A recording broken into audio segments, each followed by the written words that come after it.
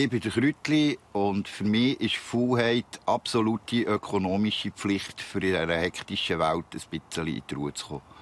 Ich bin der Urs und für mich ist Faulheit die Antwort von einem kranken Menschen an unsere Leistungsgesellschaft.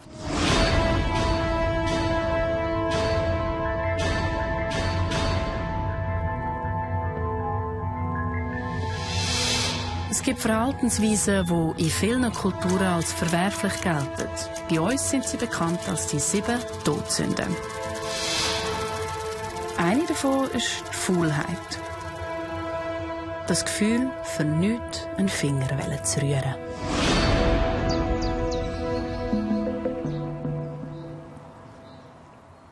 Ich will wissen, was Aussteiger von unserer Gesellschaft dazu sagen. Zum Beispiel die Waldmenschen von Bern.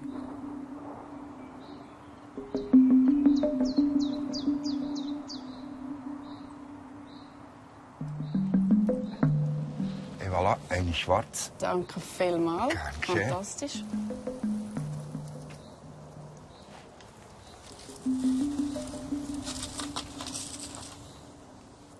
Du langst das auch von bloßer Hand an? Wenn du weißt, wo geht's. Und mit der Zeit bekommst du feuerfeste Hände. Ja. Das ist, also, du brennst dich so manchmal an Knoten, irgendwann spürst du es nicht mehr, das ist egal. Das macht dann auch nichts. Das heilt ja alles wieder. Lackschaden. Ja, etwa so in die Richtung. Also, es ist wie mit Näcken den Fingern und so, das hast du das gehört einfach hier dazu. Das habe ich nicht mit meinen Bürohänden. Nein, das, ich glaube, im Tipex verletzt ist die nicht so schlimm. Also von dem her.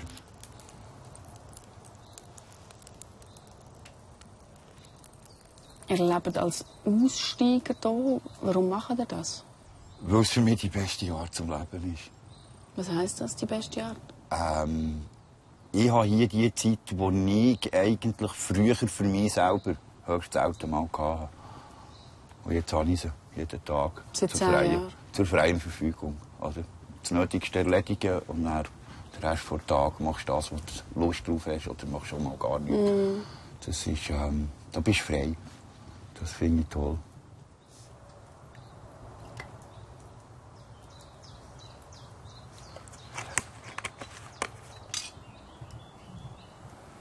Ui. Merci. Bitte schön. Wow. Kaffee, Fußbad.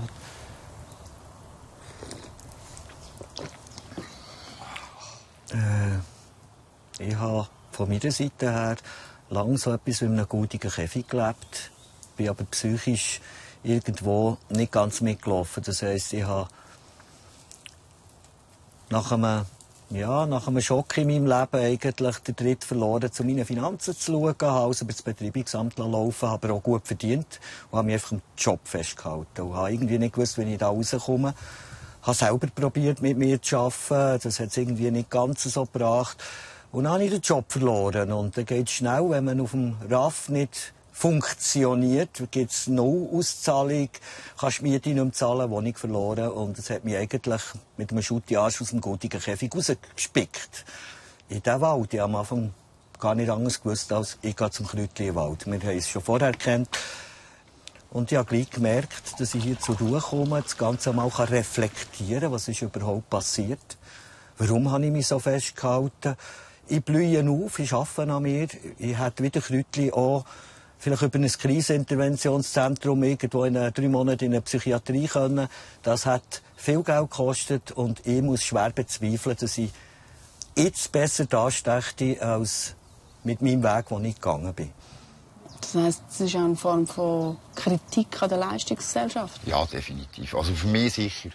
Ich glaube, die Zahlen sprechen für sich. Die Psychiatrien sind voll. Es sind ganz viele Junge. Wenn ich höre, dass 16-Jährige ein Burnout haben, frage ich mich, was stimmt da nicht in dieser Gesellschaft? Ja, und was ist es, was nicht stimmt? Der Leistungsdruck, das Tempo, das wir angeschlagen haben. Ich bin ausgestiegen, weil ich wäre kaputt gegangen im System. Hätte ich noch ein Jahr weitergemacht, wäre ich in ein Burnout. Auf 100, und ich habe bis jetzt ganz viel Geld gekostet. Also habe ich eigentlich im System ganz viel Geld gespart, indem ich freiwillig in den Wald bin, ich am Anfang mit Schnitzen und Betteln über die Runde gebracht habe. Mittlerweile habe ich mit Hundesitting genug Einkommen, dass ich eigentlich von niemandem von da aussen abhängig bin. Also ich beziehe kein Sozialgeld, ich habe keine Rente, keine IV, gar nichts. Ich schaue selber, dass das, was ich brauche, ich kann erwirtschaften. Was heisst genug Einkommen für dich? Wenn ich 400 Franken im Monat habe, dann lebe ich relativ gut. Ja, trotzdem, die einen sehen euch dann halt als asoziale Aussteiger, die anderen als Freigeister. Also was seht ihr euch? Lebenskünstler.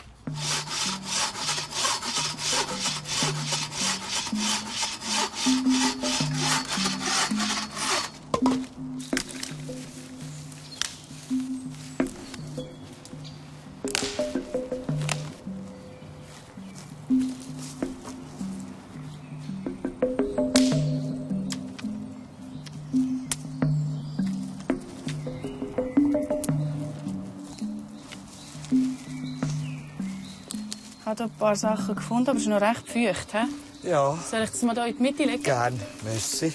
Da? Da haben wir noch einen, der ein richtig schönes Eckchen drin hat. Wie viele Stunden schaffst du so pro Tag? Ja, ist wetterabhängig. Zwischen, ich sage mal, einer Stunde und kann auch mal 6, 7, 8 Stunden sein, wenn das Wetter stimmt für das Holzen. Dann nützt die Zeit aus. Also eine Stunde pro Tag. Die Gesellschaft würde sagen, das ist ein Fauler.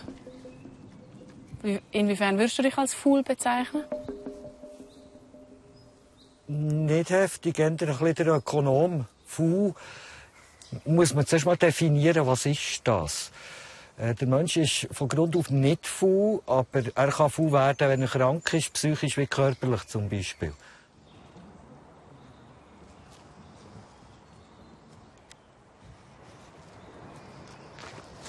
Was ist Faulheit? Faulheit ist das, was wir als Gesellschaft definieren. Ich glaube, das ist das Problem, oder? Ich habe im Wald einfach gelernt, dass ein Minimum an konzentrierter Anstrengung mehr bringt, als wenn ich den Halbtag oder den ganzen Tag nur mit dem halben Kopf irgendeine Bühne zu machen, die mich anschießt. Aber alles, was ich aussen zu tun habe, ist für mich grundlegend. Also bin ich eigentlich ökonomisch gesehen faul. Ich überlege mir einen Arbeitsprozess und wenn ich pro Stunde 3 Handgriffe einsparen kann, dann habe ich Zeit für mich gewonnen. Das finde ich gesunde Faulheit.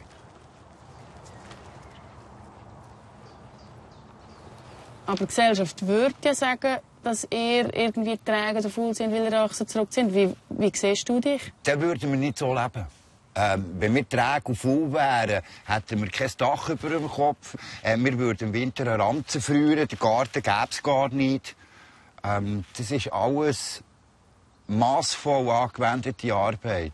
Immer ein bisschen etwas machen, aber nicht ins Juffeln kommen.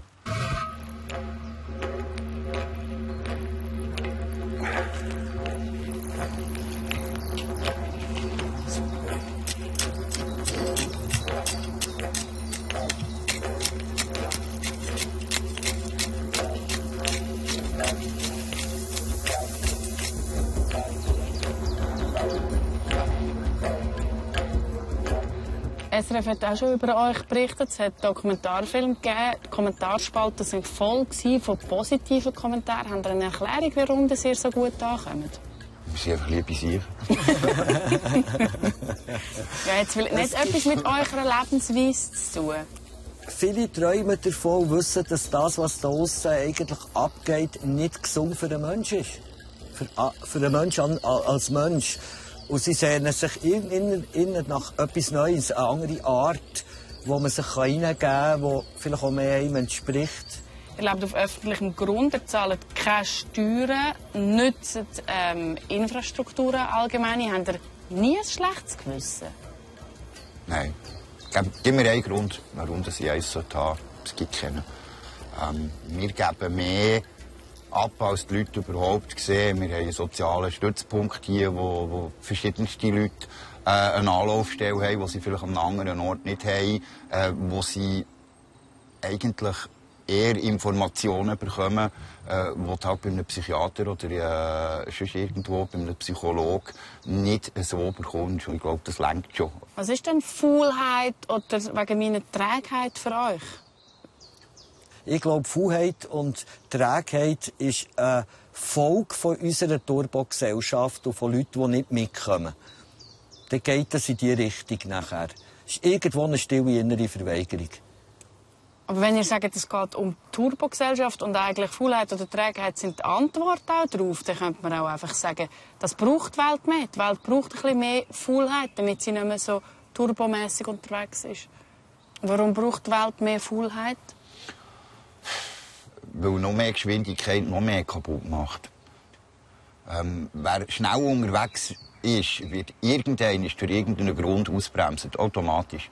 Wenn ich lang nicht heranschaue, breche ich mir den Scheichen, dann habe ich nicht genug Zeit für in Rekonvaleszenz heranzuschauen.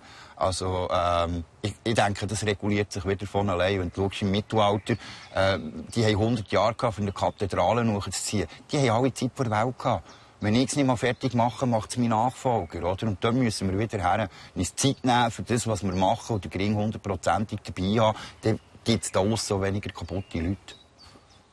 Also die Trägheit gehört ja zu diesen 7 Todsünden.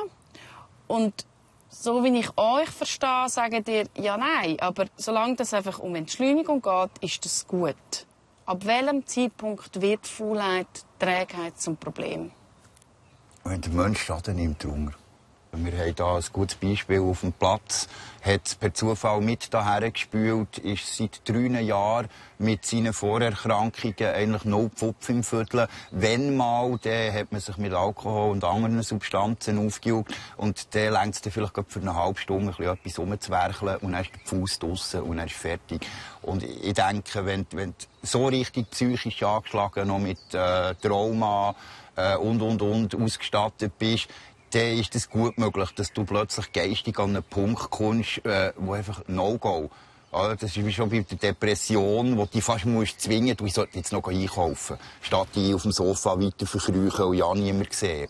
Faulheit ist dann, wenn du aus dem System etwas bekommst und nichts zurück ist oder das System schon am Arsch vorbeigeht, die Gesellschaft.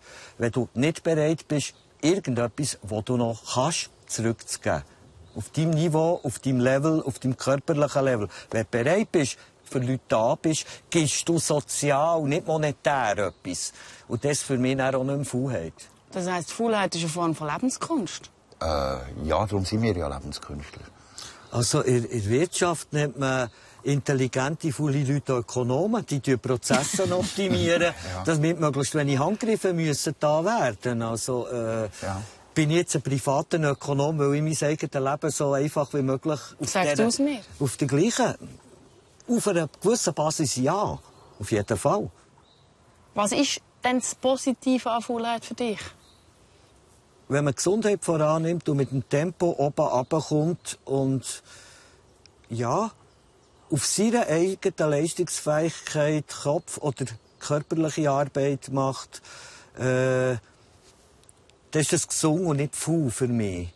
Wie viel kannst du in deinem Zustand leisten, ohne dass du noch ganz kaputt gehst? Also eben, eine gewisse Faulheit kann einem das Leben retten, aber auf Dauer raus ist es ein krankhafter Zustand für mich, wenn jemand dauernd faul ist.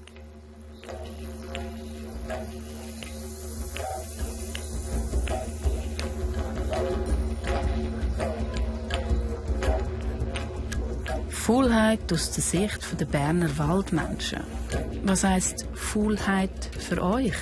Wo ist sie gesund und wo wird sie zum Problem? Wir sind gespannt auf eure Kommentare.